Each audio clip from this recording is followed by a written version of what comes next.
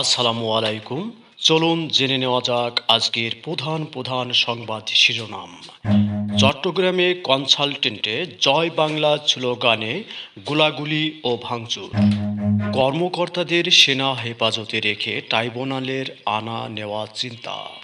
সেনা সদরে সংবাদ সম্মেলন, হেফাজতে ১৫ কর্মকর্তা, আত্মগোপন একজন।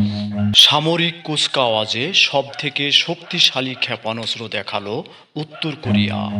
সীমা লঙ্ঘনকারীরা বিচারের মুখোমুখি হোক অধিকাংশ সেনা সদস্য, তা চান বিএনপি। এমপি ও শিক্ষকদের সাথে বেতন ভাতা নিয়ে আরও কত তামাশা।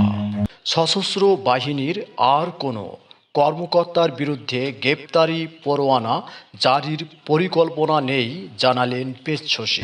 ঢাবির ছাত্রদল নেতাদের গ্রেপ্তার নিয়ে পুলিশের রাগঢাক, দুপুরে জামিন।